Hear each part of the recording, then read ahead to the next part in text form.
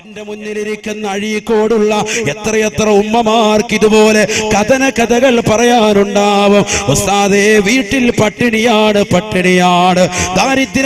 ദാരിദ്ര്യമാണ്, പ്രയാസമാണ്, ദുഃഖമാണ്, വിരഹമാണ്, നൊമ്പരമാണ്. എത്ര ദിവസങ്ങളായി മാന്യമായൊരു മാംസാഹാരം കഴിച്ച വീട് ഒരു പക്ഷേ അഴീക്കോട് പല വീട്ടിലും കാണൂല. പക്ഷെ ദീനിനെ സ്നേഹിക്കുന്നവരാണ്, ആലിമീങ്ങളെ സ്നേഹിക്കുന്നവരാണ്, മുത്തഅല്ലിമീങ്ങളെ സ്നേഹിക്കുന്നവരാണ്, അവർക്ക് ഭക്ഷണം കൊടുക്കാൻ മനസ്സുള്ളവരാണ്, അവരോട് ഐക്യദാർഢ്യം പ്രഖ്യാപിക്കുന്നവരാണ്. പാവപ്പെട്ടതാകുന്ന മാലിക് ബിൻ ദീനാർ ട്രസ്റ്റിൻ്റെതാകുന്ന യുവാക്കൾക്ക് പിന്തുണയായി മനസ്സുകൊണ്ട് ശരീരം കൊണ്ട് സാമ്പത്തികമായി നിലനിൽക്കുന്നതാകുന്ന ജനങ്ങളെ, എന്റെ പ്രിയപ്പെട്ട ഉമ്മമാരെ, പഠിക്കണേ. ഹബീബായ നബി തങ്ങളുടെ വീട്ടിലുള്ള പട്ടിണിയാണ്, പ്രവാചകന്റെ വീട്ടിലെ നൊമ്പരമാ. ഉമർ ബിൻ ഖത്താബ് തങ്ങളോട് നബി തങ്ങൾ പറഞ്ഞു പോയി, ഉമറേ ഉലൈക ഖൗമുൻ ഉജ്ജിലത് ലഹും സവാബുദ് ദുനിയാ. ഭൗതികമാകുന്ന ജീവിതത്തിന്റെ ആഡംബര തുന്തലത്തിൽ അവർക്ക് അല്ലാഹു സുബ്ഹാനഹു വ തആല കൊടുത്തുപോയി ഉമറേ, അവർക്ക് ആഖിറമില്ല ഉമറേ. കേസറയുടെയും കൈസറിന്റെയും അധികാരങ്ങൾ ഏറിയിരിക്കുന്നവർക്ക് ആഖിറമില്ല ഉമറേ. വലനൽ ആഖിറ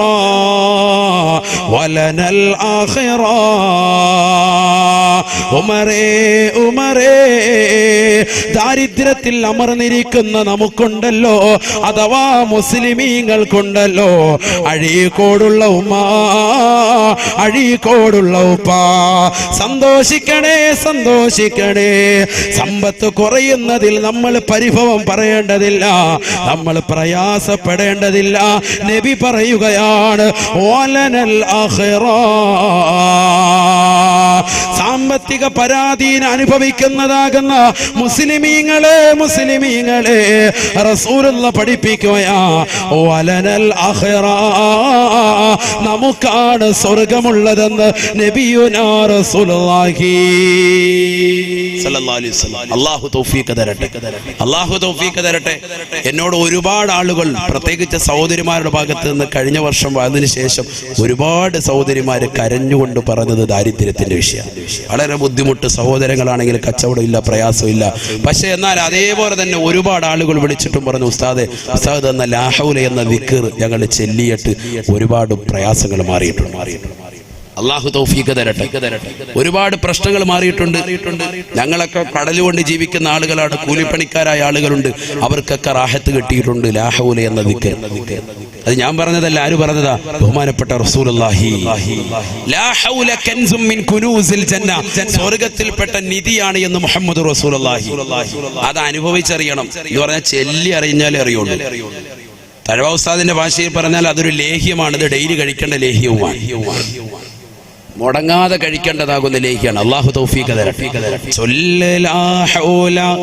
ജീവിതം എപ്പോഴും സ്റ്റൈല, അതിനൊരു ശക്കുമിൽ ഒരിക്കലും ചിട്ട തെറ്റിപ്പോവരുതേ, അലസതയാൽ ഒഴിക്കരുതേ. ഒറ്റ ദിവസം മുടങ്ങാതെ ചെല്ലുക. എങ്ങനെ ചെല്ലണ്ട? ഞാൻ അതിനെ കൈതും കൂടി പറഞ്ഞിരുന്നു. ഷർത്ത് എന്ത്? ബിസ്മി ചേർത്തിട്ട് ചെല്ലണം. ബിസ്മില്ലാഹിർ റഹ്മാനിർ റഹീം. അതിനോട് ചേർക്കാൻ വേണ്ടി ഒരു വാവും കൂടി, വലാ ഹൗല വലാ ഖുവത ഇല്ലാ ബില്ലാഹിൽ അലിയ്യിൽ അസീം. അത് 101 പ്രാവശ്യം ചെല്ലുന്ന ആളുകൾ എത്ര പേരുണ്ടെന്ന് കൈവക്കിക്ക്. നിത്യമാക്കിയ ആളുകൾ കഴിഞ്ഞ വർഷം മുതൽ. അള്ളാഹുവിനെ നമ്മുടെ ജീവിതത്തിൽ അത് മുടങ്ങാതെ ചെല്ലാൻ അള്ളാഹു തൗഫീഖ് തരട്ടെ. ഒരുപാട് സഹോദരിമാർ അത് ചെല്ലുന്നുണ്ട്. ചെല്ലിയത് കാരണമായിട്ട് ദാരിദ്ര്യം നീങ്ങിയത് ഒരുപാട് പേര് എന്നെ വിളിച്ചു പറഞ്ഞു. ഒരുപാട് ആളുകൾ.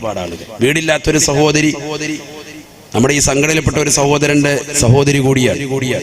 വീടില്ലാത്തൊരു സഹോദരി ഈ ദിക്ർ പറഞ്ഞു കൊടുത്തു. അവരത് ചെല്ലി 6 മാസം കൊണ്ട് റബീഉൽ അവ്വൽ ഈ കഴിഞ്ഞ മാസത്തിൽ അവർ കുടിയിരിക്കൽ നടത്തി വീട്ടിൽ കയറി താമസിച്ചു. അള്ളാഹു നമുക്കതിനുള്ള സൗഭാഗ്യം തരട്ടെ. വീടില്ലാത്ത ഒരുപാട് ആളുകളുണ്ട്. അള്ളാഹു നമുക്ക് ഹൈറായ വീട് നൽകി അനുഗ്രഹിക്കട്ടെ. പക്ഷെ നമ്മുടെ ജീവിതത്തിൽ കുറച്ച് ചിട്ടകൾ കൊണ്ടുവരണം. കുറച്ച് ചിട്ടകൾ കൊണ്ടുവന്നേ പറ്റൂ. അലസമായിട്ടുള്ള ജീവിതം പോരാ. കടന്നങ്ങ് ഉറങ്ങുക. സുബഹിക്ക് ശേഷം അങ്ങനെ കടന്നുറങ്ങുകയാണ്. ഒരു ബോധമില്ല. സുബഹി നമസ്കാരം പോലും ഇല്ല. ബറക്കത്ത് കെട്ടവനായിരിക്കണമെങ്കിലേ സുബഹിക്ക് ശേഷമുറങ്ങ് പരമസുഖത്തിലേ. ബറക്കത്ത് കെട്ടവനായിരിക്കണമെങ്കിലേ സുബഹിക്ക് ശേഷമുറങ്ങ് പരമസുഖത്തിലേ. ബറക്കത്ത് കെട്ട മനുഷ്യനാകണമെങ്കിൽ എന്ന് പറഞ്ഞാൽ ബറക്കത്തില്ലാത്തവനാകണമെങ്കിൽ എന്ത് ചെയ്താൽ മതി? സുബഹി കഴിഞ്ഞ് ഉറങ്ങിയാൽ മതി എന്ന് ബഹുമാനപ്പെട്ട ശൈഖുന തഴവ ഉസ്താദ്, അള്ളാഹു കാത്തുരക്ഷിക്കട്ടെ. അഥവാ സുബഹി നമസ്കാരം കഴിഞ്ഞിട്ട് ആ ഉദയം, നമ്മുടെയൊക്കെ പള്ളിയിൽ നമ്മൾ എഴുതി വെച്ചിട്ടില്ലേ, ഉദയം 6:25 അല്ലെങ്കിൽ 6:27, 6:30 ഇങ്ങനെ സമയം കാണും അല്ലേ? നമ്മൾ മനസ്സിലാക്കി എന്താ ഇത്? ഈ ഉദയം മനസ്സിലാക്കിയിട്ട് പലരും എന്താ വല്ല യാത്രയ്ക്ക് പോകുന്നുണ്ടോ? ഈ ഉദയം എഴുതാൻ കാരണം അതുവരെ സുബഹി നമസ്കാരം കഴിഞ്ഞിട്ട് അതുവരെ ഇരുന്നു കൊണ്ട് ദിക്ർ ചെല്ലുന്നവർക്ക് വലിയ ശ്രേഷ്ഠതയാണ്, വലിയ പവിത്രതയാണ്. അള്ളാഹു തൗഫീഖ് തരട്ടെ. നമ്മുടെ ദിക്റും ഔറാദും ഒക്കെ ആ സമയത്തൊക്കെ കൊണ്ട് വെച്ചാൽ വലിയ മഹത്വമാണ്. അള്ളാഹു തൗഫീഖ് തരട്ടെ. യാസീൻ സൂറത്ത് ഓതാം, ഇദാ വഖഅത്ത് സൂറത്ത് ഓതാം, അർ-റഹ്മാൻ ഓതാം, തബാറക സൂറത്ത് ഓതാം. സബ്ഉൽ മുൻജിയാത്ത് എന്നറിയപ്പെടുന്ന രക്ഷയുടെ കവാടങ്ങളാകുന്ന സൂക്തങ്ങളെ പഠിപ്പിച്ചിട്ടുണ്ട് പ്രവാചകൻ. ആ സൂറത്തുകൾ ഓതാം. ആ സമയത്ത് ഓതി കഴിഞ്ഞാൽ പെട്ടെന്ന് ആ സമയം കഴിഞ്ഞു. അരമണിക്കൂർ 3/4 മണിക്കൂറേ ഉണ്ടാവുള്ളൂ. ഈ ഉദയ സമയം വരെ ഉറങ്ങാൻ പാടില്ല. സുബഹി നമസ്കരിച്ചിട്ട് ഉദയ സമയം വരെ ഉറങ്ങാൻ പാടില്ല. ഒരാൾക്ക് ക്ഷീണമുണ്ട്, യാത്രയിൽ ക്ഷീണമാണ്, അദ്ദേഹം ആ സമയത്തിന് ശേഷം ഉറങ്ങലാണ് നല്ലത്. നിത്യേന ഡെയിലി ഒരാൾ സുബഹി കഴിഞ്ഞ് അങ്ങനെ ഉറക്കം ശീലിച്ചാൽ ബറക്കത്തവന്റെ ജീവിതത്തിൽ ഉണ്ടാവൂല. അള്ളാഹു കാത്തിരക്ഷിക്കുമാറാവട്ടെ. ഞാനിത് പറയാനുള്ള കാരണം ഇന്ന് മുസ്ലിം സഹോദര സഹോദരിമാരിൽ ഏറ്റവും കൂടുതൽ അപകടം പെടുന്നിരിക്കുന്ന ഈ വിഷയത്തിലാണ്. സുബഹി കഴിഞ്ഞിട്ട് ഈ സമയത്തുള്ള ഉറക്കം, പ്രത്യേകിച്ച് സഹോദരങ്ങൾ, ചെറുപ്പക്കാരായ ആളുകൾ മടിയന്മാരാകുന്നത്, അലസന്മാരാകുന്നത്, ജോലി ഇല്ലാതാകുന്നത്, കച്ചവടമില്ലാതാകുന്നതിന്റെ ഒക്കെ മർമ്മപ്രധാന കാരണം എന്താ? സുബഹി കഴിഞ്ഞ ഉടനെയുള്ള ഉറക്കാണ്. അത് മാറ്റണം. അള്ളാഹു തൗഫീഖ് തരട്ടെ. അള്ളാഹു തൗഫീഖ് തരട്ടെ. രാവിലെ വ്യായാമത്തിന് നീ പള്ളിയിലേക്ക് കൊണ്ട് പോകും, സുബഹി നിസ്കരിക്കാൻ പള്ളിയിൽ പോ. സുബഹി നമസ്കാരം കഴിഞ്ഞിട്ട് അവിടെ ഇരുന്നിട്ട് അരമണിക്കൂർ ഖുർആൻ ഓതാൻ അറിയില്ലെങ്കിൽ തസ്ബീഹ് എടുത്ത് ദിക്ർ ചെല്ല്. ഇനി ഒന്നും വേണ്ട, അവിടുന്ന് ഇറങ്ങി തിരിച്ച് വീട്ടിലേക്കുള്ള നടത്തത്തിൽ അല്ലെങ്കിൽ കവലയിലേക്കുള്ള നടത്തത്തിൽ 10 ദിക്ർ ചെല്ല്. ആ ഉദയത്തിന്റെ സമയം കഴിഞ്ഞിട്ടേ ക്ഷീണമുള്ള ആളുകൾ അല്പം കടക്കാവുള്ളൂ, അല്ലാതെ കടക്കാൻ പാടില്ല. അള്ളാഹു തൗഫീഖ് തരട്ടെ. കാരണം ഇത് ഫിത്നയുടെ കാലഘട്ടമാണ്. ഇത് ഫിത്നയുടെ കാലഘട്ടമാണ്. നബിയുനാ റസൂലുള്ളാഹി സ്വല്ലല്ലാഹു അലൈഹി വസല്ലം അല്ലാഹുവിന്റെ റസൂൽ ഓർമ്മപ്പെടുത്തിയില്ലയോ? സയഅതി അലന്നാസി സമാൻ ഫിത്നത്തുൽ ററാ ബഅദ ഫിത്നത്തിൻ സറാ. ഒരു കാലഘട്ടം എന്റെ പ്രിയപ്പെട്ട സമുദായത്തിന് കടന്നു വരാനുണ്ട് സാബ. ആ കാലഘട്ടത്തിൽ ഫിത്നയാണ് ഉണ്ടാവുക. എങ്ങനത്തെ ഫിത്നയെന്നറിയുമോ? ഫിത്നത്തുൽ ററാ ബഅദ ഫിത്നത്തിൻ സറാ. സുഭിക്ഷതയുടെ കാലഘട്ടം കൊണ്ടുള്ള ഫിത്നയ്ക്ക് ശേഷമാണ് പ്രയാസങ്ങൾ അനുഭവിക്കുന്ന, സാമ്പത്തിക പരാധീനതകൾ അനുഭവിക്കുന്ന, കഷ്ടപ്പാടുകൾ ഉണ്ടാവുന്ന ഒരു കാലഘട്ടം അവർക്ക് കടന്നു വരുമെന്ന് നബിയുനാ റസൂലുള്ളാഹി സല്ലല്ലാഹു അലൈഹി വസല്ലം. ആ കാലഘട്ടം അല്ലേ ഇത് എന്ന് ചിന്തിക്കേണ്ടിയിരിക്കും. നിങ്ങൾ നല്ലതുപോലെ ശ്രദ്ധിക്കുക. ആ കാലഘട്ടം അല്ലേ എന്ന് ചിന്തിക്കേണ്ടിയിരിക്കും. ഫിത്നത്തുൽ ററാ. എന്നാൽ ഹബീബായ റസൂലുള്ളാഹി സല്ലല്ലാഹു അലൈഹി വസല്ലം തങ്ങൾ പറഞ്ഞു, ഈ ഫിത്നത്തുൽ ററാ എന്ന സംഗതി എല്ലാവർക്കും പിടികൂടുന്ന സംഗതിയാണ്. എന്ന് പറഞ്ഞാൽ മുസ്ലിമീങ്ങൾക്ക് മാത്രമല്ല, അമുസ്ലിമീങ്ങൾക്കും പിടിപെടും. അതുകൊണ്ടാണല്ലോ ഇപ്പൊ നോട്ട് നിരോധിച്ചിട്ട് ഇപ്പൊ ആർക്കാ ഏറ്റവും കൂടുതൽ കുഴപ്പം? എല്ലാവർക്കും പെട്ടു, എല്ലാരും ബുദ്ധിമുട്ടി അല്ലേ? മുസ്ലിമീങ്ങൾ മാത്രമല്ല, ഇതര സമുദായത്തിലേതാകുന്ന പാവപ്പെട്ട സഹോദരങ്ങളൊക്കെ അതിൽ ബുദ്ധിമുട്ട് അനുഭവിക്കുന്നുണ്ട്. ഫിത്നത്തുൽ ററാ എല്ലാരെയും പ്രയാസപ്പെടുത്തുന്നുണ്ട്.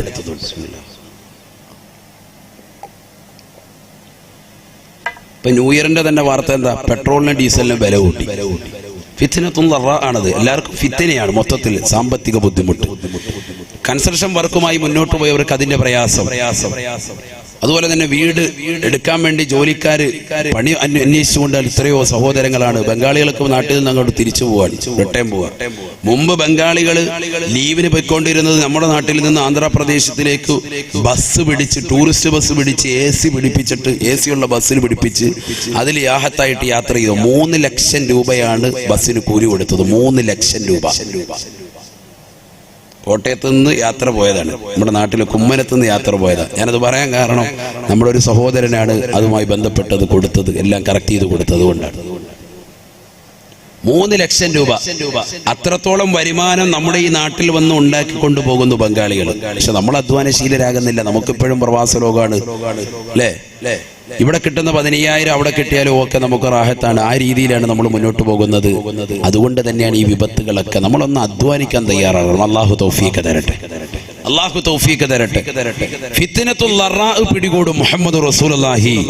ഈ ഫിത്നത്തുൽ ലറാ വരുന്നത് സാമ്പത്തിക പ്രശ്നം മാത്രമല്ല, IS ഭീകരരെന്ന് പറയുന്നത് പോലെ മുസ്ലിം സഹോദരങ്ങളെ മാത്രമായി സഹോദരിമാരെ വേട്ടയാടിക്കൊണ്ടിരിക്കുന്ന കാലഘട്ടവുമായിരിക്കും അതെന്ന് മുഹമ്മദ് റസൂലുള്ളാഹി. അങ്ങനെ ആ കാലഘട്ടം മുന്നോട്ട് പോകുമ്പോ ഹബീബായ നബി തങ്ങൾ പറയുകയാണ്, സയഅതി അലന്നാസി ബഅദ ദാലിക ഫിത്ന. ഫിത്നത്തുൽ ലറായിലൂടെ സുഭിക്ഷതയുടെ കാലഘട്ടത്തിന് ശേഷമുള്ള ലറാഉൽ ബുദ്ധിമുട്ടിൻ്റെതാകുന്ന പ്രയാസത്തിന്റെ കാലഘട്ടം ജനങ്ങൾക്ക് വന്ന് നിൽക്കുമ്പോ ഒരു ഫിത്ന കൂടി കടന്നു വരും. സാബാ ഫിത്നത്തുൻ അമിയാ സമ്മാ, കണ്ണും കാതും അടപ്പിക്കുന്ന ഫിത്നയായിരിക്കും അതെന്ന് നബിയുനാ റസൂലുള്ളാഹി.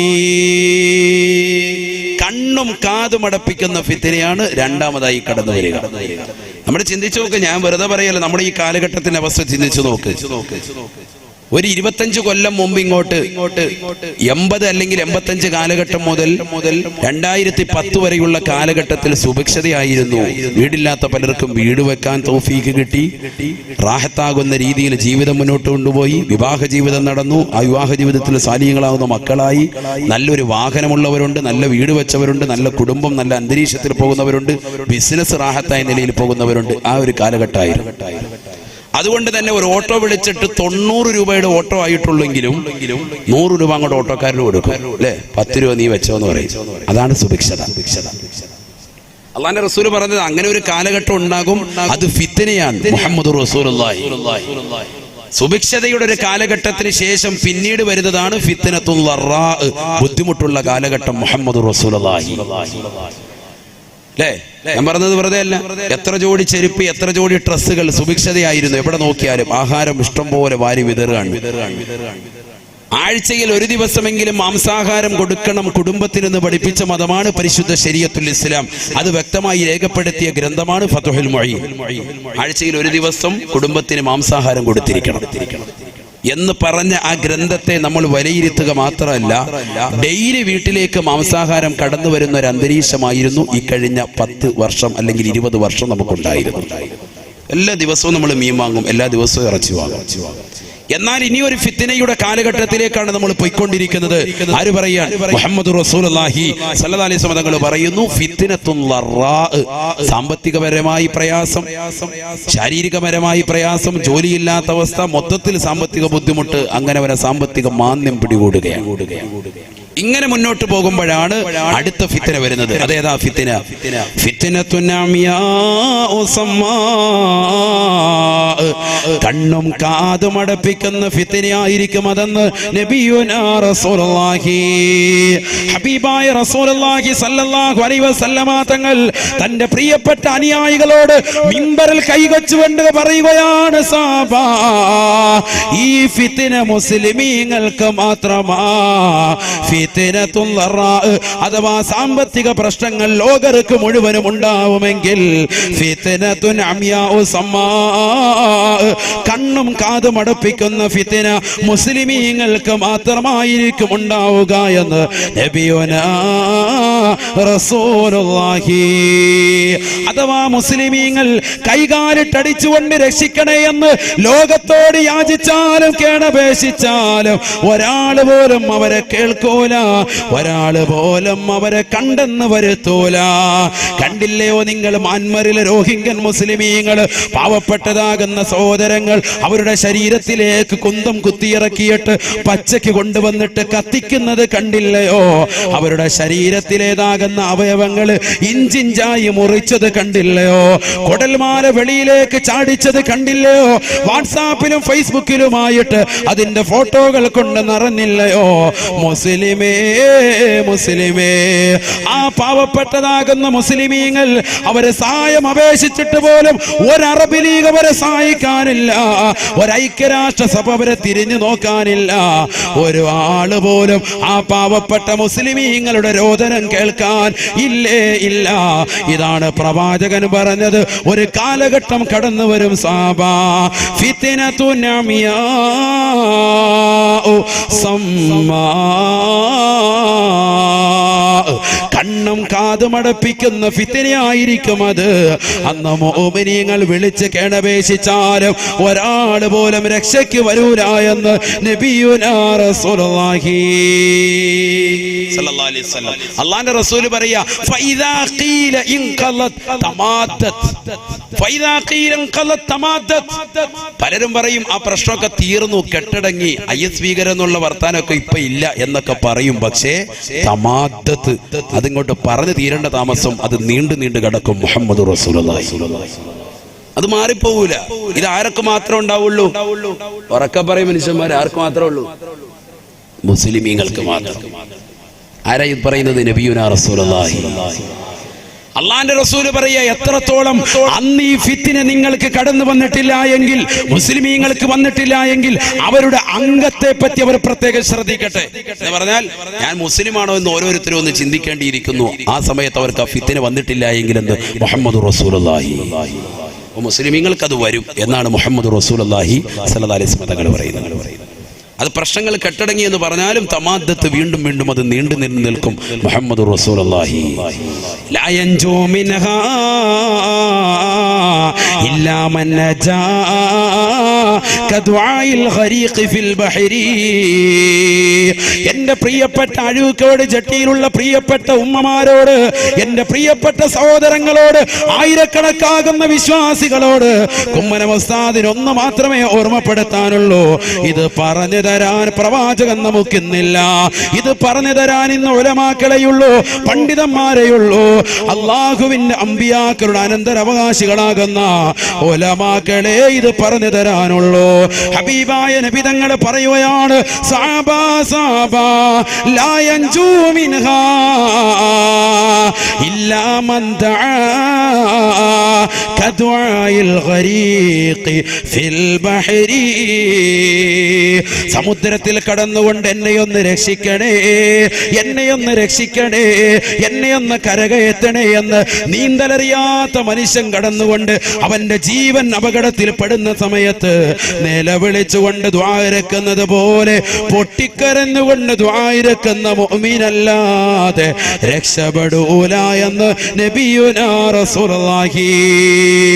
ഈ കാലഘട്ടത്തിൽ എൻ്റെ പ്രിയപ്പെട്ട സഹോദരങ്ങൾ, ഡിസംബറിന്റെ കടുങ്കോച്ചെന്ന തണുപ്പ് വിട്ടിട്ടില്ലാത്ത ഈ ജനുവരി മാസത്തിൽ എൻ്റെ പ്രിയപ്പെട്ട മുഅ്മിനെ പുതച്ചൂടി നീ കടങ്ങരുതേ, നീ പുതച്ചു മൂടി കടക്കരുതേ. തഹജ്ജുദ് നമസ്കരിക്കണേ, റബ്ബിലേക്ക് പൊട്ടിക്കരുത് ദുആ ഇറക്കണേ. ഹബീബായ റസൂലുള്ളാഹി സ്വല്ലല്ലാഹു അലൈഹി വസല്ലമ തങ്ങൾ തന്റെ പ്രിയപ്പെട്ട അനുയായികളോട് ഓർമ്മപ്പെടുത്തുകയാണ്, പാവപ്പെട്ട മുസ്ലിമീങ്ങളെ മാത്രമായി ലക്ഷ്യമിട്ടുകൊണ്ട് ഒരു ഫിത്ന കടന്നു വരാനുണ്ട് സാബാ, ഒരു ഫിത്ന കടന്നു വരാനുണ്ട് സാബാ. അന്ന് മുസ്ലിമീങ്ങൾ കടന്ന് നിലവിളിച്ചാലും ഒരാൾ പോലും തിരിഞ്ഞു നോക്കൂല, ഒരൈക്യരാഷ്ട്രസഭ അവരെ രക്ഷിക്കാനുണ്ടാവൂല. ഹബീബായ റസൂലുള്ളാഹി സ്വല്ലല്ലാഹു അലൈഹി വസല്ലമ തങ്ങൾ പിന്നീട് വീണ്ടും ഓർമ്മപ്പെടുത്തുകയാണ്, പ്രവാചകരും ഓർമ്മപ്പെടുത്തുകയാണ്, നിങ്ങൾ പൊട്ടിക്കരഞ്ഞുകൊണ്ട് റബ്ബിലേക്ക് ദുആ ചെയ്താലല്ലാതെ ആ സമയത്ത് രക്ഷപ്പെടില്ല എന്ന് നബിയുനാ റസൂലുള്ളാഹി സ്വല്ലല്ലാഹു അലൈഹി വസല്ലം. അതുകൊണ്ടാണ് ഞാൻ ഈ ദുആഅക്ക് ആദ്യം നിങ്ങൾക്ക് ഓർമ്മപ്പെടുത്തിയത്. നരകത്തെ കാവലുള്ളതാകുന്ന ഈ ദുആഅക്ക് നമ്മുടെ ജീവിതത്തിൽ നിത്യമാക്കണം. അല്ലാഹു തൗഫീഖ് തരട്ടെ. അള്ളാഹുവിന്റെ റസൂൽ പറഞ്ഞു ഈ കാലഘട്ടത്തിൽ തന്നെയാണ് മുസ്ലിമീങ്ങളുടെ കൈകളിലിരിക്കുന്നതാകുന്ന ഇസ്ലാമിക രാഷ്ട്രമാകുന്ന തുർക്കി നഷ്ടപ്പെടുക. മുഹമ്മദ് റസൂലുള്ളാഹി. തുർക്കി ആരുടെ രാഷ്ട്രമാണ് ഇപ്പം? ഞാൻ എന്റെ പ്രസംഗത്തിൽ തന്നെ അത് പറഞ്ഞു, എന്നിട്ട് നിങ്ങൾക്ക് ശ്രദ്ധിച്ചില്ലേ? മുസ്ലിങ്ങളുടെ കയ്യിലിരിക്കാൻ ഇപ്പോൾ കുറച്ച് ലോകാര്യം പറയാൻ പോകുന്നു. ശ്രദ്ധിച്ചോ. ഇനി ഒരു നടക്കാൻ പോകുന്ന ഒരു സംഗതി ആയതുകൊണ്ടാണ് ഇത് പറയാൻ പോകുന്നത്. ഹബീബായ റസൂലുള്ളാഹി സ്വല്ലല്ലാഹു അലൈഹി വസല്ലം 1400 വർഷം മുമ്പ് അവിടുത്തെ സുന്ദരമായ നാവിലൂടെ ഓർമ്മപ്പെടുത്തുകയാണ്, തുർക്കി നഷ്ടപ്പെടുമത്രേ, മുസ്ലിമീങ്ങളുടെ കയ്യിലിരിക്കുന്ന തുർക്കി നഷ്ടപ്പെടുമത്രേ. റസൂലുള്ളാഹി ഈ കണ്ണും കാതുമടപ്പിക്കുന്ന ഫിത്ന ഇങ്ങനെ നിലനിൽക്കുമ്പോ ഇന്ന് മുസ്ലിമീങ്ങളുടെ കയ്യിലിരിക്കുന്ന ഈ തുർക്കി നഷ്ടപ്പെടുമെന്ന് ആര് പറയാ? നബിയുനാ റസൂലുള്ളാഹി. അതൊന്ന് ശ്രദ്ധിക്കണം. അത് ശ്രദ്ധിക്കുന്ന സഹോദരങ്ങൾ, ഇതര സമുദായത്തിലെ സഹോദരങ്ങൾ എന്റെ ഈ ശബ്ദം ശ്രവിക്കുന്നുണ്ടെങ്കിൽ ഈ വാക്ക് പുലരുമ്പോ ഇൻഷാ അല്ലാഹ് ഒരു മുസ്ലിമീങ്ങളാകും. അല്ലാഹു തൗഫീഖ് തരട്ടെ. കാരണം റസൂലുള്ളാഹി 1400 വർഷം മുമ്പ് പറഞ്ഞു വെച്ചല്ലേ, അതിപ്പോ നമ്മളിപ്പോ വെളിപ്പെടുത്തി. ഇപ്പൊ മുസ്ലിമീങ്ങളുടെ കയ്യിലുള്ള ഈ രാഷ്ട്രം നഷ്ടപ്പെടുമെന്ന് മുഹമ്മദ് റസൂലുള്ളാഹി നമ്മുടെ കയ്യിൽ നിന്ന് പോകും. അതൊരു ചെറിയ സംഭവമല്ല, ഇനി വരാനിരിക്കുന്ന ഒരു സംഭവമാണ്. തുർക്കി 2 പ്രാവശ്യം മുസ്ലിമീങ്ങൾ പിടിച്ചടക്കി. 2ാമത്തെ പ്രാവശ്യമാണ് ഇപ്പൊ നമ്മുടെ കയ്യിലുള്ളത്. ഒന്ന് സ്വഹാബത്തിന്റെ കാലഘട്ടത്തിൽ പിടിച്ചടക്കിയിട്ടുണ്ട്. സ്വഹാബത്തിന്റെ കാലഘട്ടത്തിൽ പിടിച്ചെടുത്തിട്ടുണ്ട്. ഹബീബായ റസൂലുള്ളാഹി സ്വല്ലല്ലാഹു അലൈഹി വസല്ലം തന്റെ പ്രിയപ്പെട്ട അനുയായികളോട് പറഞ്ഞില്ലയോ, സ്വഹാബാ അടുത്ത സമയത്ത് തന്നെ നിങ്ങൾ തുർക്കി പിടിച്ചെടുക്കുമേ, തുർക്കി നിങ്ങൾ പിടിച്ചെടുക്കുമേ, അതിൽ നിങ്ങൾ അണിചേരണേ, അത് വലിയ കൂലിയുള്ളതാണെന്ന് നബിയുനാ റസൂലുള്ളാഹി. ആ ധർമ്മസമരത്തിന് വേണ്ടി അനുയായികൾ പോകുമ്പോ അബൂ അയ്യൂബുൽ അൻസാരി റളിയല്ലാഹു തആല അൻഹു അതിന്റെ നേതൃപടവും അലങ്കരിച്ചിരുന്നു അത്രേ. അബൂ അയ്യൂബുൽ അൻസാരി റളിയല്ലാഹു അൻഹുവിന്റെ നേതൃത്വത്തിലാണ് തുർക്കി പിടിച്ചെട്ടി. ആരാ അബൂ അയ്യൂബുൽ അൻസാരി റളിയല്ലാഹു അൻഹു? അദ്ദേഹത്തിന്റെ വീട്ടുമുപ്പടിക്കലാണ് അള്ളാന്റെ റസൂലിന്റെ ഒട്ടകം വന്ന് മുട്ടുകുത്തിയത്. പണ്ട് നമ്മൾ മദ്രസയിൽ പഠിച്ച ചരിത്രമാണ്. അള്ളാന്റെ റസൂൽ സല്ലല്ലാഹു അലൈഹി വസല്ലമ തങ്ങൾ പലായനം ചെയ്ത് കടന്നു വരുമ്പോ അബൂ അയ്യൂബ് അൽ അൻസാരിയുടെ വീട്ടുപടിക്കലാണ് ഒട്ടകം മുത്തുകുത്തിയത്. ആ അബൂ അയ്യൂബ് അൽ അൻസാരി റളിയല്ലാഹുവിന്റെ കാര്യമാണ് നമ്മൾ ഈ പറയുന്നത്. അദ്ദേഹം ഈ തുർക്കി പിടിച്ചെടുക്കുന്നതിനുള്ള സഹാബത്തിന്റെ കൂടെ പോവുകയും വിജയശ്രീലാളിതരായി തുർക്കി അവരുടെ കയ്യിൽ അഥവാ ഇസ്ലാമിക രാഷ്ട്രമാവുകയും ചെയ്തു. നീ തെറ്റിദ്ധരിക്കരുത്, എന്റെ വാക്ക് കേട്ടിട്ട് തുർക്കി പിടിച്ചെടുക്കാന്ന് പറഞ്ഞതിലൂടെ വാളും വരിചേട്ട് പോയി തലവെട്ടിക്കളഞ്ഞ് കൈകാലുകൾ ഛേദിച്ചിട്ട് അംഗവൈകല്യം ഉണ്ടാക്കുക എന്ന അർത്ഥത്തിലല്ല നമ്മുടെ പിടിച്ചെടുക്കൽ എന്ന് പറഞ്ഞാൽ. ഇത് ധർമ്മസമരമാണ്. മുസ്ലിമീങ്ങളുടെ പിടിച്ചെടുക്കൽ എന്ന് പറഞ്ഞാൽ ഇസ്ലാമികമാകുന്ന ആശയങ്ങളും ആദർശങ്ങളും ആ സമുദായത്തിൽ, ആ ജനങ്ങളിൽ സ്വാതന്ത്ര്യം ഉണ്ടാക്കി കൊടുക്കുക. അതാണ് പിടിച്ചെടുക്കുക എന്ന് പറഞ്ഞതിന്റെ വാക്ക്. മനസ്സിലായില്ലേ? ഇസ്ലാമികമാകുന്ന ആശയവും ആദർശങ്ങളും അവർക്ക് നടപ്പിലാക്കാനുള്ള സ്വാതന്ത്ര്യം ഉണ്ടാക്കി കൊടുക്കുക. അതിനുവേണ്ടി തുർക്കി ഇസ്ലാമിക രാഷ്ട്രമായി. അതിനുശേഷം മുസ്ലിമീങ്ങളുടെ കയ്യിൽ നിന്ന് വീണ്ടും നഷ്ടപ്പെട്ടു. പിന്നീട് 2ാമത് മുസ്ലിമീങ്ങൾ പിടിച്ചതാണ് AD 15-ാം നൂറ്റാണ്ടിൽ പിടിച്ചെടുത്തത്. ആ പിടിച്ചെടുക്കലാണ് ഇപ്പോഴും നിലനിൽക്കുന്നത്. അന്ന് തുർക്കി പിടിച്ചെടുത്ത സമയത്ത് അന്ന് അവിടെ ഉണ്ടായിരുന്നതാകുന്ന ഓർത്തഡോക്സ് വിഭാഗക്കാർ റഷ്യയിലേക്ക് പലായനം ചെയ്തു. തൊട്ടടുത്തുള്ള രാജ്യമാണ് റഷ്യ. അങ്ങോട്ട് പലായനം ചെയ്തു. ഇന്ന് റഷ്യയിൽ 77% ഓർത്തഡോക്സുകാരാണ്. റഷ്യൻ നേവി ബേസ് 6 ഭാഗങ്ങളിലായിട്ട് 6 നേവി ബേസ് ഇപ്പോൾ തന്നെ റഷ്യയുടെ ഭാഗങ്ങളിൽ അഥവാ തുർക്കിയുടെ അറ്റത്തായിട്ട് അവർ ഇപ്പോൾ തന്നെ താവളം അടിച്ചിട്ടുണ്ട്. ലേറ്റസ്റ്റ് ന്യൂസാണ് ഇപ്പോൾ ഈ പറഞ്ഞത്. അഥവാ ഏത് നിമിഷവും തുർക്കി പിടിച്ചെടുക്കാം. ആര് പിടിച്ചെടുക്കും? റഷ്യ പിടിച്ചെടുക്കും. ഇത് നബി സല്ലല്ലാഹു അലൈഹി വസല്ലം പറഞ്ഞ റഷ്യ തന്നെ പിടിച്ചെടുക്കും. നബി സല്ലല്ലാഹു അലൈഹി വസല്ലം പറഞ്ഞു. അല്ലാഹു മനസ്സിലാക്കാൻ തൗഫീഖ് തരട്ടെ. അള്ളാന്റെ റസൂൽ പ്രവചിച്ച വചനങ്ങളാണ് ഞാൻ ഈ പറയുന്നത്. നിങ്ങൾ ശ്രദ്ധിക്കണം. ഇനി നടക്കാൻ പോകുന്ന സംഭവം. എന്തെങ്കിലും ഒരു ദിവസം പത്രം എടുത്ത് നോക്കിയിട്ട് യുദ്ധം തുടങ്ങാണ്, റഷ്യയും തുർക്കിയും തമ്മിൽ യുദ്ധം. അപ്പൊ നിങ്ങൾ മനസ്സിലായി ഉസ്താദ് പറഞ്ഞ സംഭവം എത്തിയിട്ടുണ്ട്, നിങ്ങൾക്ക് തിരിയും. ആരാ ഇത് പറഞ്ഞിരിക്കുന്നത്? മുഹമ്മദ് റസൂലുള്ളാഹി. ഇത് വന്നതിന് ശേഷം പിന്നെ ആയത്തോ ദിവസവും കാര്യമില്ലല്ലോ. അതുകൊണ്ടാണ് ഇത് ആദ്യം കൊണ്ട് ഓർമ്മപ്പെടുത്തുന്നത്. ഇത് ചിലപ്പോൾ അടുത്ത കൊല്ലം എന്ന് പറയാൻ വരുമ്പോൾ സംഭവം ചിലപ്പോൾ നടന്നിട്ടുണ്ടെങ്കിൽ പിന്നെ അന്ന് ആയത്തോതി സോതി പറഞ്ഞാൽ നിങ്ങൾക്ക് അതിന്റെ കാര്യമില്ല. ഇനി മുതൽ നിങ്ങൾ ശ്രദ്ധിച്ചിരിക്കും. ഇൻഷാ അല്ലാഹ് അല്ലാഹു തൗഫീഖ് തരട്ടെ. ഏതാ തുർക്കി? ഇന്ന് തുർക്കിയിലെ ഇസ്താംബൂളിൽ വെടിവെപ്പുണ്ടായി. നിശാ ക്ലബ്ബിൽ വെടിവെപ്പുണ്ടായിട്ട് 39 പേര് മരിച്ചു എന്ന് പ്രഥമ പത്രങ്ങളിൽ രേഖപ്പെടുത്തിയിട്ടുണ്ട്. മുത്തശ്ശി പത്രങ്ങളിലൊക്കെ ഉണ്ട്, ഫ്രണ്ട് പേജിലുണ്ട്. പലരും ദർശിച്ചിട്ടുണ്ടാവും. ആ തുർക്കിയിൽ. കാരണം എന്താ? അവിടെ ഇപ്പോൾ അനിസ്ലാമികത കടന്നു വരുന്നു. നിശാ ക്ലബ്ബുകൾ, രാത്രി സമയത്തുള്ളതാകുന്ന പാട്ടും കൂത്തുകൾ കടന്നു വന്നു. അതുകൊണ്ട് തന്നെ അത് മുസ്ലിമികളുടെ കയ്യിലും നഷ്ടപ്പെടും. ദീനില്ല, ദീൻ നഷ്ടപ്പെടുകയാണ് അവിടെ. ദീൻ നഷ്ടപ്പെടുമ്പോ അല്ലാഹു സുബ്ഹാനഹു വ തആല ദീനില്ലാത്ത ആളുകളുടെ മേൽ അത് ദീനപ്പെടുത്താണ്. ഇങ്ങനെ തുറക്കി നഷ്ടപ്പെട്ടുകൊണ്ട് ജനങ്ങൾ മുഴുവനും പ്രയാസത്തിലാ. ലോകത്തുള്ള മുഴുവൻ മുസ്ലിമീങ്ങളും പ്രയാസത്തിലാണ്. എല്ലാവരും സാമ്പത്തികമായി പരാധീനം അനുഭവിച്ചു കൊണ്ടിരിക്കുമ്പോഴാണ് പരിശുദ്ധമാക്കപ്പെട്ടതാകുന്ന മക്കയില് മഖാം ഇബ്രാഹിമിന്റെ ചാരത്തൊരു മനുഷ്യൻ വരുക. അദ്ദേഹത്തിന്റെ അടുക്കലേക്ക് ജനങ്ങൾ ഓടിച്ചെല്ലും അത്രേ. അദ്ദേഹത്തിന്റെ കൈക്ക് പിടിച്ചുകൊണ്ട് മദീനക്കാര് ബൈഅത്ത് ചെയ്യുമത്രേ. പിന്നെ മക്ക വന്നുകൊണ്ട് ബൈഅത്ത് ചെയ്യുമത്രേ. പിന്നെ ഇറാഖികൾ ബൈഅത്ത് ചെയ്യുമത്രേ. പിന്നെ ലോകത്തുള്ള മുഴുവൻ മുസ്ലിമീങ്ങളും അദ്ദേഹത്തെ ഖലീഫയായി പ്രഖ്യാപിക്കുമത്രേ. അദ്ദേഹത്തിന്റെ പേരാണ് മഹദി ഇമാമെന്ന് നബിയുനാ റസൂലുള്ളാഹി. യുആതിഉ ഇസ്മി ബിസ്മിഹി വയസ്മു അബീഹി باسم أبي من أولاد فاطمة من سلالة حسن. ഹബീബായ റസൂലുള്ളാഹി സ്വല്ലല്ലാഹു അലൈഹി വസല്ലമ തങ്ങൾ തന്റെ പ്രിയപ്പെട്ട അനുയായികളോട് ഓർമ്മപ്പെടുത്തുകയാണ്. സഹാബത്തെ മഹദി ഇമാം കടന്നു വരുന്ന സമയമാ. അദ്ദേഹം പരിശുദ്ധമാക്കപ്പെട്ട ഹറം ഷരീഫിൽ മഖാം ഇബ്രാഹിമിന്റെ സ്ഥലത്ത് വന്നുകൊണ്ടിരിക്കുമെന്ന് നബിയുനാ റസൂലുള്ളാഹി മിൻ ഔലാദി ഫാത്തിമ. മദീനക്കാരനാണ് ബഹുമാനപ്പെട്ട മഹദി ഇമാം. എന്റെ മകളാകുന്ന ഫാത്തിമയുടെ മക്കളിൽപ്പെട്ടതാണ്. മിൻ സുലാലത്തി ഹസൻ. ഹസനിന്റെ പേരക്കുട്ടിയാണ്, ഹസനിന്റെ പരമ്പരയിൽപ്പെട്ടതാണെന്ന് നബിയുനാ റസൂലുള്ളാഹി.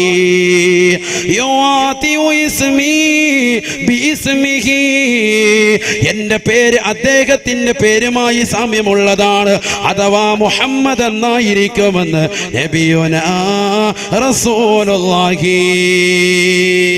വയസ്മു അബീഹി ബിസ്മി അബീ. അദ്ദേഹത്തിന്റെ വാപ്പാന്റെ പേര് എന്റെ വാപ്പാന്റെ പേരിനോട് സാമ്യമുള്ളതാണ്, അഥവാ അബ്ദുള്ള എന്നായിരിക്കുമെന്ന് നബിയുനാ റസൂലുള്ളാഹി. പക്ഷെ മഹദി ഇമാമിന് ആ സമയത്ത് എത്ര വയസ്സുണ്ടാകും? 40 വയസ്സുണ്ടാകും. മഹദി ഇമാമിന് മഹദി ഇമാമാണെന്ന് അറിയണമെങ്കിൽ വയസ്സ് എത്ര ആകണം? 40 ആകണം. അതുകൊണ്ടാണ് അത്രയും വൈകിയത്. മഹദി ഇമാം ഇപ്പൊ വന്നിട്ടുണ്ടോ, ജനിച്ചിട്ടുണ്ടോ? അല്ലാഹു അഅലം. ഒരു ഫാത്തിഹയൊക്കെ ഡെയിലി ഓതിക്കോളി. അല്ലാഹു അവരുടെ മദദ് നൽകി അനുഗ്രഹിക്കുമാറാവട്ടെ. കാരണം എന്താ? 40 കൊല്ലം കഴിയുമ്പോഴേ ആർക്ക് മഹദി ഇമാമിന് മഹദി ഇമാമാണെന്ന് തിരിച്ചറിവുണ്ടാവുള്ളൂ. അന്ന് മക്കയുടെ ഒരു സൈഡിൽ വന്ന് അദ്ദേഹം ഇരിക്കും. പരിശുദ്ധമാക്കപ്പെട്ട റുക്നുൽ യമാനിന്റെയും മഖാം ഇബ്രാഹിമിന്റെ ഇടയിലായിരിക്കും അദ്ദേഹം വന്നിരിക്കുക എന്ന് മുഹമ്മദ് റസൂലുള്ളാഹി. ഒരു രാത്രിയിലായിരിക്കും അത്. ആ രാത്രിയിൽ ജനങ്ങൾ മുഴുവനും, അഥവാ ആദ്യമായിട്ട് മദീനക്കാർ, പിന്നെ മക്കക്കാർ, പിന്നെ ഇറാഖികൾ, പിന്നെ ലോകത്തുള്ള മുഴുവൻ മുസ്ലിമീങ്ങളും വന്ന് അദ്ദേഹത്തെ ബൈഅത്ത് ചെയ്യും. നബിയുനാ റസൂലുള്ളാഹി. മനസ്സിലാക്കുന്നുണ്ടോ? അപ്പൊ ആ കാലഘട്ടത്തിലേക്ക് എത്തിക്കൊണ്ടിരിക്കാൻ ഞാൻ അതിനാണ് ഓർമ്മപ്പെടുത്തിയത്. ആദ്യം തന്നെ ഇതങ്ങോട്ട് പറഞ്ഞത് അതന്നെയാണ്. കുറച്ച് ദുആകൾ പറഞ്ഞിട്ട് ഈ കാലഘട്ടത്തെ പറ്റി നിങ്ങളോട് വിശദീകരിച്ചതാണ്. ഹബീബായ റസൂലുള്ളാഹി സ്വല്ലല്ലാഹു അലൈഹി വസല്ലം അല്ലാഹുവിന്റെ റസൂൽ പറയുകയാ, ലാ യൻജു മിൻഹാ ഇല്ലാ മൻ നജാ കദുആഇൽ ഗരീഖി ഫിൽ ബഹരി. സമുദ്രത്തിൽ അകപ്പെട്ടതാകുന്ന മനുഷ്യൻ ഇഖ്ലാസോടുകൂടി, നിഷ്കളങ്കതയോടുകൂടി കൂടിയല്ലാതെ പറയൂല, എന്നെ രക്ഷിക്കണേ രക്ഷിക്കണേ എന്ന്. നീന്തലറിയാത്തവൻ നിഷ്കളങ്കതയോടുകൂടി പറയൂല. ആ നിഷ്കളങ്കതയായിരിക്കണം നിങ്ങളുടെ ദുആയിൽ ഉണ്ടാവേണ്ടതെന്ന് നബിയുനാ റസൂലുള്ളാഹി. ഇന്ന് മുസ്ലിമീങ്ങളാകുന്ന നമുക്ക് പ്രാർത്ഥിക്കാൻ എവിടുന്നാണ് സമയം? ദുആയില്ല. നമസ്കാരങ്ങൾക്ക് ശേഷമുള്ള പ്രാർത്ഥനകൾ നമ്മൾ അവഗണിച്ചില്ലയോ? ഹബീബായ നബി തങ്ങൾ ഓർമ്മപ്പെടുത്തിയില്ലയോ? സഹാബത്തെ സലാസു ദഅവാതിൻ മുസ്തജാബ, 3 പ്രാർത്ഥനകൾക്ക് വല്ലാതെ ഉത്തരം ലഭിക്കുന്നതാ. 3 പ്രാർത്ഥനകൾക്ക് വല്ലാത്ത ഉത്തരം ലഭിക്കുന്നതാണ്. അതിലൊന്ന് പ്രവാചകൻ ഓർമ്മപ്പെടുത്തിയത് ഫീ ദുബരി കുല്ലി സ്വലാത്ത്, എല്ലാ നമസ്കാരങ്ങൾക്ക് പിറകെയുള്ള ഉടനെയുള്ള പ്രാർത്ഥനയാ. അതിന് ഉത്തരമുണ്ടെന്ന് നബിയുനാ റസൂലുള്ളാഹി. അല്ലാഹു തൗഫീഖ് തരട്ടെ, അല്ലാഹു തൗഫീഖ് തരട്ടെ. നരകം എന്ന് പറയുന്നത് അത്രമേൽ പ്രധാനമായ സംഗതി കൊണ്ടാണ് രാവിലെ മുതൽ പ്രഭാതം മുതൽക്ക് അവന്റെ ദുആ നരകത്തെ തൊട്ട് കാവൽ തേടാനുള്ള കാര്യം. അത്രമേൽ പ്രധാനമായ സംഗതി. ബക്കറ്റ് പിരിവില്ലേ? ബക്കറ്റ് എല്ലാവരും നൽകി ലാസ്റ്റ് ദിവസമല്ലേ, അതുകൊണ്ട് ഇൻഷാ അല്ലാഹ് എല്ലാവരും കാര്യമായിട്ട് അല്ലാഹു തൗഫീഖ് നൽകട്ടെ. നമ്മുടെ സ്വതക്ക അല്ലാഹു സ്വീകരിക്കുമാറാവട്ടെ, കബൂലാക്കുമാറാവട്ടെ. എല്ലാ വിഷമങ്ങളും പ്രയാസങ്ങളും അല്ലാഹു നീക്കി തരട്ടെ. അപകടങ്ങളെ തൊട്ട്, ദുരിതങ്ങളെ തൊട്ട്, വിപത്തുകളെ തൊട്ട് അല്ലാഹു കാത്തുരക്ഷിക്കട്ടെ. ബിസ്മില്ലാഹിർ റഹ്മാനിർ റഹീം. വേഗം കൊടുക്കും. ബിസ്മില്ലാഹ്. എല്ലാ സഹോദരങ്ങളും സഹോദരിമാരും ഇന്ന് ലാസ്റ്റ് ദിവസം കൊണ്ട് നിങ്ങളൊക്കെ കാര്യമായിട്ട് എല്ലാവരും സഹകരിക്കും ഇൻഷാ അല്ലാഹ്. ഇന്നലെ വരെ 50 ഇട്ടവർ ഇന്ന് മാറ്റി പിടിക്കും, 100 ആക്കി ഇൻഷാ അല്ലാഹ്. സാമ്പത്തിക ഭദ്രത നൽകും ഇൻഷാ അല്ലാഹ്. അല്ലാഹു തൗഫീഖ് തരട്ടെ. അതിനുള്ള ദിക്ർ ഞാൻ നിങ്ങൾക്ക് നൽകിയിട്ടുണ്ട്, ലാ ഹൗല. അത് എത്ര ചെല്ലാവോ അത്രയും നിങ്ങൾ വർദ്ധിപ്പിക്കുക. അല്ലാഹു നമുക്ക് സാമ്പത്തിക ഭദ്രത നൽകി അനുഗ്രഹിക്കുമാറാവട്ടെ. ഹലാലായ സാമ്പത്തികം അല്ലാഹു നൽകി അനുഗ്രഹിക്കട്ടെ. നല്ല വീട് അല്ലാഹു നമുക്ക് നൽകി അനുഗ്രഹിക്കട്ടെ. നമ്മുടെ മക്കളെ അല്ലാഹു സാലിഹ്യങ്ങൾ ഉൾപ്പെടുത്തട്ടെ, ആബിദീങ്ങൾ ഉൾപ്പെടുത്തട്ടെ. എല്ലാ വിഷമങ്ങളും പ്രയാസങ്ങളും അല്ലാഹു നീക്കി തരട്ടെ. ഏത് നിയ്യത്തുകൾ വെച്ചുകൊണ്ട് നമ്മൾ ഇടുന്നോ ആ നിയ്യത്തുകളൊക്കെ അല്ലാഹു സാധൂകരിച്ചു തരട്ടെ. നമ്മുടെ രോഗങ്ങൾ അല്ലാഹു പരിപൂർണ്ണ ശമനമാക്കട്ടെ. ക്യാൻസർ എന്ന് പറയുന്ന മാരകമായ രോഗത്തിന് അടിമപ്പെട്ടുകൊണ്ടാണ് നമ്മുടെ ഈ നാട്ടിലുള്ള ഒരുപാട് സഹോദര സഹോദരിമാർ. അല്ലാഹു പരിപൂർണമായി രോഗശമനം നൽകി അനുഗ്രഹിക്കുമാറാവട്ടെ. ആഫിയത്ത് അല്ലാഹു നൽകി അനുഗ്രഹിക്കുമാറാവട്ടെ. എല്ലാ വിഷമങ്ങളും പ്രയാസങ്ങളും അല്ലാഹു നീക്കി തരട്ടെ. ഇൻഷാ അല്ലാഹ് എല്ലാവരും കാര്യമായി സഹകരിക്കും.